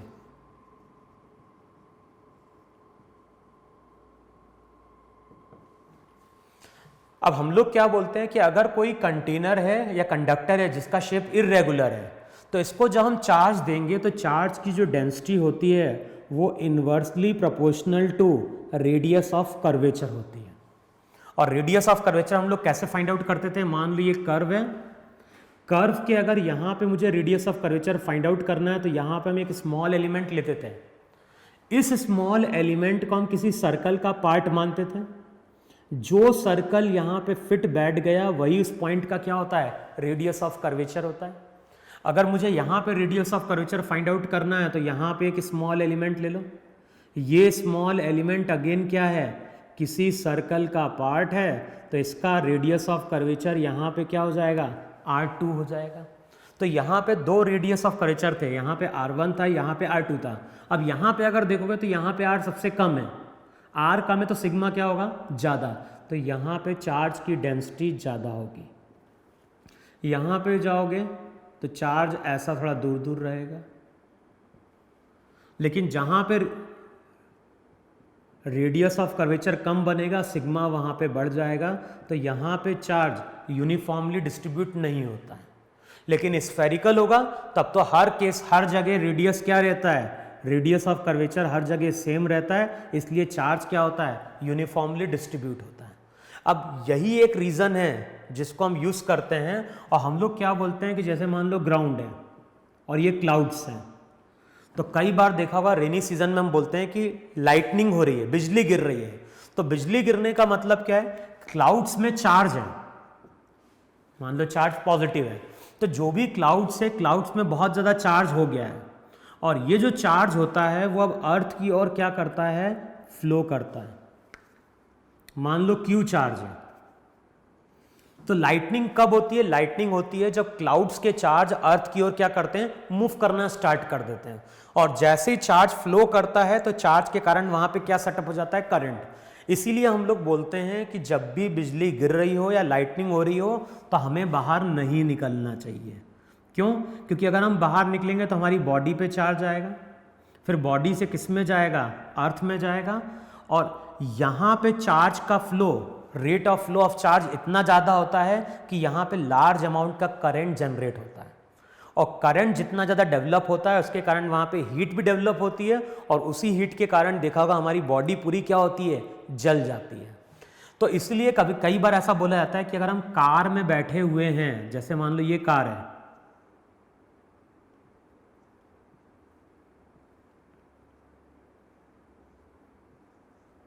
तो कई बार हम लोग क्या बोलते हैं कि अगर मान लो हम कार के अंदर बैठे हुए हैं, जैसे ये सीट है, ये हैंडल है, यहाँ पे कोई पर्सन है और ये पर्सन कार में बैठा है, तो ऐसा बोला जाता है कि अगर बिजली गिर रही है और अगर हम कार के अंदर बैठे हैं तो समझदारी क्या है कि हमें कार से बाहर नहीं जाना चाहिए, क्योंकि जैसे ही चार्ज गिरेगा तो चार्ज कार के अंदर नहीं आएगा, वो चार्ज कहाँ चला जाएगा, वो चार्ज केवल चला जाएगा कार के सरफेस पे। क्लियर? तो ये नेक्स्ट प्रॉपर्टी है जिसको आगे हम यूज करेंगे। जब भी हम कंडक्टर को चार्ज देंगे, चार्ज हमेशा कंडक्टर के सरफेस पे जाएगा। क्लियर? अब यहाँ पे मैं एक और प्रॉपर्टी डिस्कस कर रहा हूँ, लास्ट प्रॉपर्टी है चार्ज की, और ये बहुत इंपॉर्टेंट प्रॉपर्टी है। इसको आगे हम क्वेश्चन सॉल्व करने में भी क्या करते हैं, यूज करते हैं। अब जो नेक्स्ट प्रॉपर्टी हम लोग डिफाइन करने जा रहे हैं वो डिफाइन कर रहे हैं इलेक्ट्रोस्टैटिक इंडक्शन।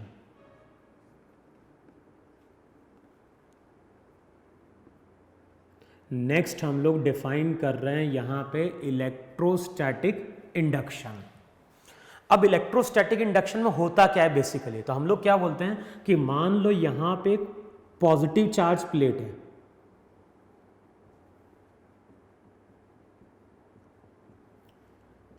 चार्ज गया सरफेस पे, तो हमारे पास एक पॉजिटिवली चार्ज प्लेट है, और इस पॉजिटिव चार्ज प्लेट के पास हम क्या कर रहे हैं, एक न्यूट्रल कंडक्टर को लेके आ रहे हैं।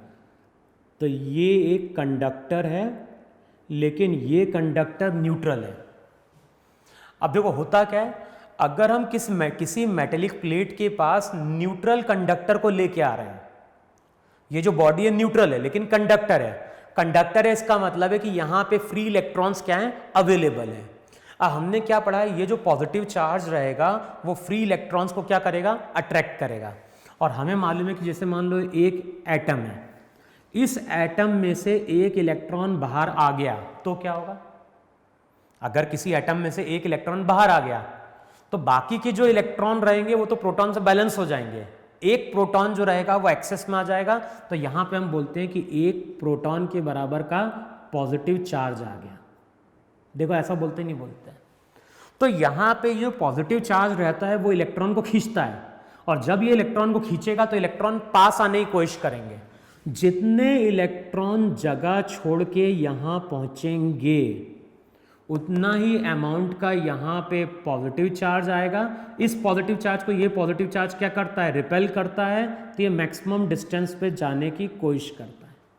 तो अब होता क्या है, जब हम चार्ज बॉडी के पास न्यूट्रल बॉडी को लेके आते हैं तो वहां पे इलेक्ट्रॉन का रीडिस्ट्रीब्यूशन होता है।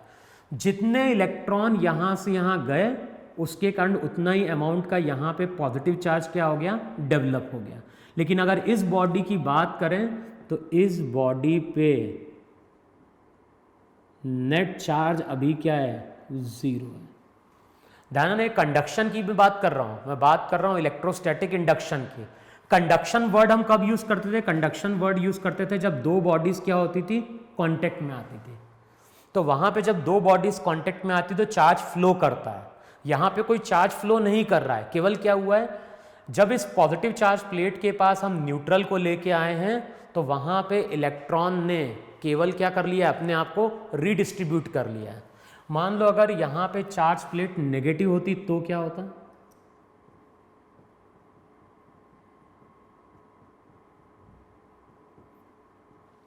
अब बताओ, ये अगर नेगेटिव होगा तो होगा क्या उस केस में, नेगेटिव के सामने अगर हम न्यूट्रल को लेके आएंगे तो वो इलेक्ट्रॉन को रिपेल करेगा।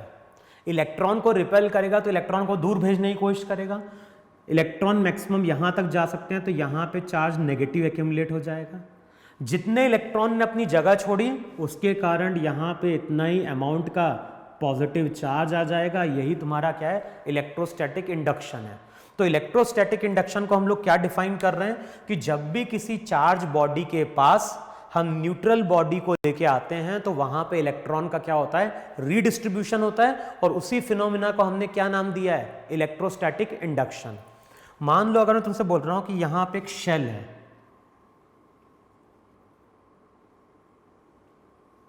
और जब हम शेल की बात कर रहे हैं तो शेल की यहां पे क्या है, थिकनेस है। तो यहां पे एक शेल है, शेल की यहां पे एक थिकनेस है। अब शेल के सेंटर पे हमने क्या किया, एक पॉजिटिव चार्ज को लाके प्लेस कर दिया और हमने कोई चार्ज नहीं दिया है। अब ये पॉजिटिव चार्ज इसके फ्री इलेक्ट्रॉन को खींचेगा तो यहां पे चार्ज नेगेटिव आ जाएगा। अब जितने इलेक्ट्रॉन अंदर की ओर गए हैं उसके कारण पॉजिटिव चार्ज बना, उस पॉजिटिव चार्ज को इसने क्या किया, रिपेल किया, तो उसके कारण ये पॉजिटिव चार्ज यहाँ पे आ जाएगा। इसका मतलब है कि अंदर वाले सरफेस पे जितना नेगेटिव चार्ज आएगा उतना ही बाहर वाले पे आएगा। तो इस पे अगर माइनस क्यू है तो इस पे प्लस क्यू है। इस क्यू और इस क्यू में रिलेशन क्या है वो आगे हम पढ़ते हैं, जब हम गॉस थ्योरम पढ़ते हैं तो वहाँ पे इन चार्ज को भी हम कैलकुलेट करते हैं कि ये कैपिटल क्यू चार्ज इस क्यू से कैसे रिलेटेड है।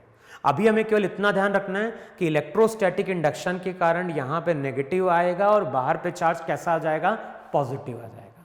क्लियर? अब देखो ये जो थ्योरी है इसी पे हमारा एक क्वेश्चन बनता है। अब क्वेश्चन क्या बनता है कि मैं बोल रहा हूं कि हमारे पास एक बॉडी है, हमारे पास एक बॉडी है और ये जो बॉडी है इस बॉडी पे चार्ज पॉजिटिव है, तो ये मेरी एक चार्ज बॉडी है। तो हमारे पास एक चार्ज बॉडी है और इस चार्ज बॉडी के पास अब मैं क्या कर रहा हूं, एक और बॉडी को लेके आ रहा हूं। मुझे नहीं मालूम कि इस बॉडी पे चार्ज है कि नहीं है, लेकिन हुआ क्या, जब इस चार्ज बॉडी के पास मैं न्यूट्रल बॉडी को पास में लेके आया तो मैंने ऑब्जर्व क्या किया, मैंने ऑब्जर्व किया कि ये दोनों बॉडी एक दूसरे की तरफ अट्रैक्ट कर गई। समझे? एक चार्ज बॉडी थी, मान लो ए थी, उसके पास हम दूसरी बॉडी बी को लेके आए। जैसे हम बी को पास में लेके आए तो दोनों बॉडी अट्रैक्ट करते हुए दिखाई दिए। अब मैं तुमसे पूछता हूं कि जब ये बॉडी बी अट्रैक्ट कर गई तो बताना है कि इस बॉडी पे चार्ज कैसा था, यानी हमें कैलकुलेट करना है चार्ज का नेचर। इस पे चार्ज तो पॉजिटिव था, इसके पास जब हम इसको लेके आए तो ये अट्रैक्ट कर गई, तो हमें बताना है कि बी पे चार्ज है कि नहीं है कि नहीं है। अगर चार्ज है तो वो चार्ज कैसा है, पॉजिटिव है या फिर नेगेटिव है।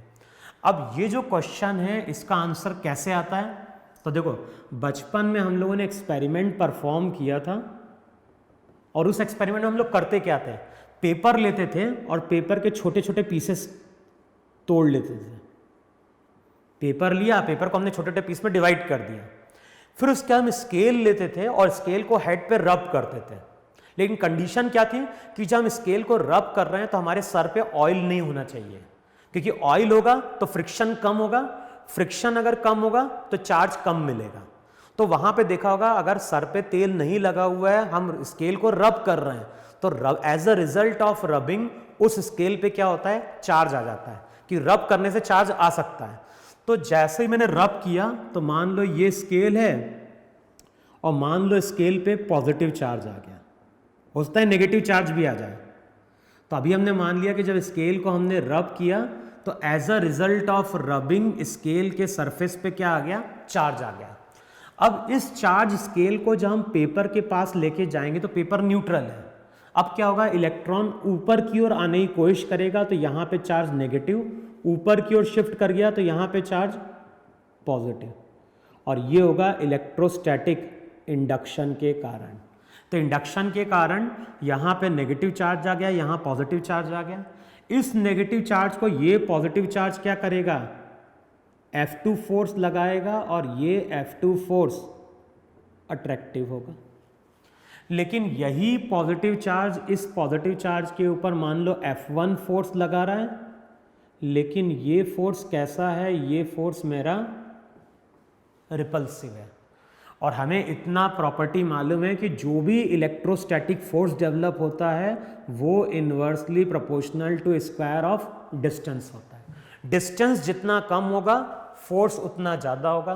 तथा इन दोनों में से अब कौन सा फोर्स ज़्यादा है, तो हमें मालूम है कि F2 जो रहेगा वो ज़्यादा होगा एज कंपेयर टू F1। तो जो पेपर का पीस होता है वो यहाँ पे नेट अट्रैक्टिव फोर्स एक्सपीरियंस कर रहा है, और इसी फोर्स के कारण देखा होगा जो पेपर का पीस रहता है वो स्केल से क्या कर जाता है, अट्रैक्ट कर जाता है। अब ये एक्सपेरिमेंट क्या बता रहा है, ये एक्सपेरिमेंट बता रहा है कि एक चार्ज बॉडी किसी न्यूट्रल बॉडी को क्या कर सकती है, अट्रैक्ट कर सकती है। अब मैंने तुमसे पूछा था कि यहाँ पे इस बॉडी पे चार्ज क्या है, तो हम ये बोल सकते हैं कि हो सकता है कि इस बॉडी पे चार्ज नेगेटिव हो, क्योंकि पॉजिटिव नेगेटिव को अट्रैक्ट कर सकता है। और ये भी पॉसिबिलिटी है कि ये जो बॉडी है ये बॉडी मेरी क्या हो जाए, न्यूट्रल हो जाए। तो दोनों ही केस में बॉडी ए बॉडी बी को क्या कर सकती है, अट्रैक्ट कर सकती है। तो ये भी एक क्वेश्चन होता है कि अगर कोई पॉजिटिव चार्ज बॉडी किसी दूसरी बॉडी को अट्रैक्ट कर रही है तो उस बॉडी पर हो सकता है चार्ज नेगेटिव हो, या फिर हो सकता है कि वो बॉडी कैसी हो, न्यूट्रल हो। यहां से एक इंपॉर्टेंट पॉइंट निकल के आता है, और वो इंपॉर्टेंट पॉइंट क्या है, अगर दो बॉडी आपस में अट्रैक्ट कर रही हैं तो कोई जरूरी नहीं है कि दोनों पे चार्ज हो। लेकिन अगर हमारे पास दो बॉडी हैं और ये दोनों बॉडी आपस में क्या कर रही हैं, रिपेल कर रही हैं, अगर हमारे पास दो बॉडी हैं और दो बॉडी आपस में रिपेल कर रही हैं, इसका मतलब ही है कि दोनों पे या तो पॉजिटिव चार्ज होगा या फिर दोनों पे क्या होगा, नेगेटिव चार्ज होगा। तो यहां से नेक्स्ट पॉइंट क्या निकल के आता है, repulsion is a sure test of electrification. अगर दो बॉडी हैं, अगर दो बॉडी हैं और दो बॉडी वहां पे क्या कर रही हैं, रिपेल कर रही हैं, तो हम श्योरली बोल सकते हैं 100% कि दोनों पे चार्ज है। लेकिन अगर दो बॉडी अट्रैक्ट कर रही हैं तो हम 100% श्योर नहीं है कि दोनों बॉडी पे चार्ज होगा। हो सकता है एक बॉडी पे चार्ज हो और एक बॉडी हमारी क्या हो, न्यूट्रल हो। तो ये जो इलेक्ट्रोस्टैटिक इंडक्शन फिनोमेना है, ये कई जगह हम लोग वहां पे क्या करते हैं, यूज करते हैं। अब मैं एक क्वेश्चन बोल रहा हूं, इस क्वेश्चन को तुम लोग नोट डाउन करो, और ये जो क्वेश्चन है वो इसी थ्योरी पे बेस्ड है। मैं क्वेश्चन को डिक्टेट कर रहा हूं, इस क्वेश्चन को तुम लोग ट्राई करना है। क्वेश्चन में क्या बोल रहा है, क्वेश्चन में बोल रहा है 5 styrofoam balls A B C D and E are used in an experiment. तो एक एक्सपेरिमेंट है जहां पे हमने 5 ball A B C D and E को क्या किया है, यूज किया है। Several experiments are performed on the balls and the following observations are made. पहला ऑब्जर्वेशन क्या दिखा गया, ball A repels C and attracts B, ball A repels C and attracts B, ball D attracts B and has no effect on E, ball D attracts B and B and has no effect on E। और third observation क्या है, a negatively charged rod attracts both A and E। अब इस information के basis में बताना क्या है, what are the charges if any on each balls। तो ये जो ऑब्जर्वेशन है उस ऑब्जर्वेशन के बेसिस पे बताना है कि जो पांचों बॉल थी A B C D E, उन पांचों बॉल पे चार्ज का नेचर क्या है। तो इस क्वेश्चन को करके देखना। और जो लास्ट टॉपिक आता है उसको हम बोलते हैं मेथड ऑफ चार्जिंग। जो लास्ट है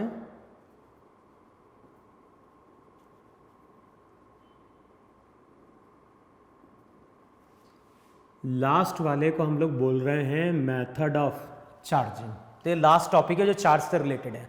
अब हम बात कर रहे हैं कुछ मेथड की जिसके थ्रू बॉडी को हम चार्ज कर सकते हैं। अब मैं शॉर्ट में एक्सप्लेन कर रहा हूं, उसको तुम बुक या मॉड्यूल में देख लेना। अब जो डिफरेंट मेथड होते हैं बॉडी को चार्ज करने के, तो फर्स्ट मेथड क्या है, फर्स्ट मेथड है फ्रिक्शन। फ्रिक्शन बोल दें या फिर बोल दें रबिंग।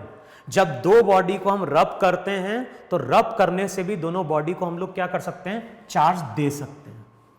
फिर जो दूसरा तरीका होता है वो होता है कंडक्शन। कंडक्शन के थ्रू भी हम दो बॉडी को क्या कर सकते हैं, चार्ज दे सकते हैं। जैसे मैं अगर बोल रहा हूं कि यहां पे एक बॉडी है, इस पे चार्ज था +10E, इस पे 10 इलेक्ट्रॉन की कमी है। यहां पे एक बॉडी है, ये बॉडी मेरी कैसी है, न्यूट्रल है। अब कुछ टाइम बाद दोनों को हमने क्या कर दिया, कनेक्ट कर दिया। अब जैसे ही कनेक्ट करोगे तो क्या होगा, यहां पे इलेक्ट्रॉन की डेफिशिएंसी है, यहां पे फ्री इलेक्ट्रॉन प्रेजेंट है, तो फ्री इलेक्ट्रॉन ऐसे जाएंगे वहां पे। अब जाएंगे इस तरह से, तो यहां पे भी क्या होगा, कुछ चार्ज आ जाएगा, यहां पे कुछ चार्ज आ जाएगा Q2 पॉजिटिव, क्योंकि इसने इलेक्ट्रॉन को लूज किया है, चार्ज का फ्लो बंद हो गया। उसके बाद इस वायर को हमने कट करके हटा दिया। तो अब क्या होगा, जो बॉडी पहले न्यूट्रल थी उस बॉडी पे वहां पे चार्ज आ गया। तो कंडक्शन भी एक फिनोमिना है जिसके थ्रू बॉडी को हम क्या कर सकते हैं, चार्ज कर सकते हैं। अब देखना तुम लोग की 12th की बुक में दिया भी रहता है कि what is the difference between conduction and electrostatic induction. तो इसको सोचना वहां पे। कुछ मैं हिंट देता हूं। कंडक्शन में क्या है, कंडक्शन की जब हम बात करते हैं तो बॉडी पे चार्ज आ जाता है, दोनों बॉडी कांटेक्ट में आती है। इंडक्शन में क्या है, दोनों बॉडी कांटेक्ट में नहीं आती, दोनों बॉडी की बात करें तो वहां पे एक बॉडी पे चार्ज होता है लेकिन दूसरी बॉडी पहले भी न्यूट्रल रहती है, बाद में भी न्यूट्रल रहती है। यहाँ पे पहली बॉडी न्यूट्रल थी लेकिन बाद में उसमें क्या हो गया था, चार्ज आ गया था। तो ऐसे कुछ पॉइंट्स हैं जो तुम लोग वहां पे क्रॉस चेक करना और इसका आंसर नोट डाउन करना कि what is the difference between conduction and electrostatic induction. Clear? तो एक मेथड है चार्ज देने का, कंडक्शन। तीसरा जो मेथड होता है चार्ज देने का उसको हम बोलते हैं इलेक्ट्रोस्टैटिक इंडक्शन।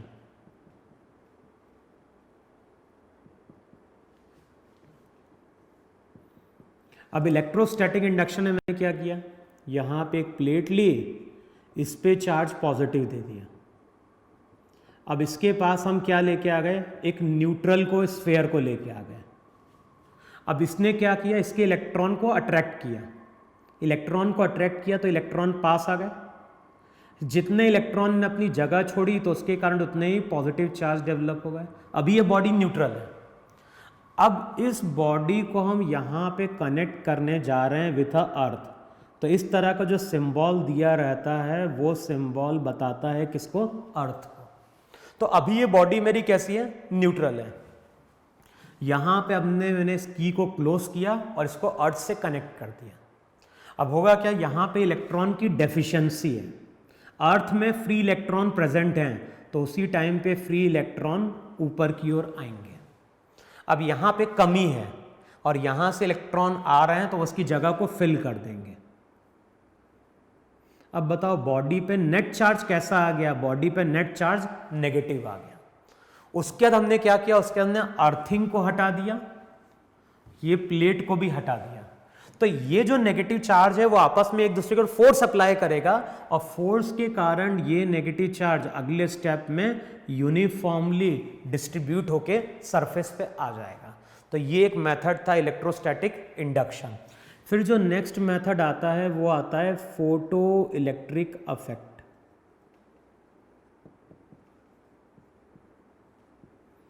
और ध्यान है ना, फोटो इलेक्ट्रिक इफेक्ट तुम लोग फिजिक्स में आगे पढ़ते हो क्लास 12th में, लेकिन इतना तुम लोगों ने क्लास 11 में पढ़ा होगा कि फोटो इलेक्ट्रिक इफेक्ट में होता क्या है, मेटल होता है और मेटल के ऊपर हम लाइट को स्ट्राइक कराते हैं। जिस लाइट को हम स्ट्राइक करा रहे हैं उस लाइट की सर्टेन फ्रीक्वेंसी और वेवलेंथ होनी चाहिए। मेटल की जब हम बात करते हैं तो मेटल में फ्री इलेक्ट्रॉन्स हैं, लेकिन उन फ्री इलेक्ट्रॉन्स के पास इतनी एनर्जी नहीं है कि वो मेटल के सरफेस को छोड़ के बाहर निकल जाए। लेकिन जब लाइट स्ट्राइक करती है तो वहां पे हम लाइट के पार्टिकल नेचर की बात करते हैं और उस पार्टिकल को हम लोग नाम देते हैं फोटोन। तो फोटोन अपने साथ एनर्जी लेके आता है, जब वो टकराता है तो इलेक्ट्रॉन को एनर्जी देता है और इलेक्ट्रॉन को अगर सफिशिएंट एनर्जी मिलती है तो इलेक्ट्रॉन बाहर निकलना स्टार्ट कर देते हैं और इलेक्ट्रॉन अगर बाहर निकलना स्टार्ट करेंगे तो इस पे चार्ज क्या होगा, पॉजिटिव आएगा। लेकिन अगर लाइट कंटिन्यूसली गिर रही है तो ऐसा जरूरी नहीं कि इलेक्ट्रॉन कंटिन्यूसली निकलता रहेगा, कि होगा क्या, जैसे से इलेक्ट्रॉन निकलेगा ये चार्ज बढ़ेगा पॉजिटिव। एक टाइम ऐसा भी आता है कि जब इलेक्ट्रॉन बाहर निकलने की कोशिश करता है तो पॉजिटिव चार्ज इतना स्ट्रांग रहता है कि वो इलेक्ट्रॉन को क्या कर लेता है, वापस खींच लेता है। तो एक टाइम ऐसा भी आता है जब इलेक्ट्रॉन निकलना बंद कर देता है। लेकिन जब तक इलेक्ट्रॉन निकल गया तो इस बॉडी पे चार्ज कैसा आ गया, पॉजिटिव आ गया। फिर नेक्स्ट जो मेथड होता है वो होता है थर्मियोनिक एमिशन।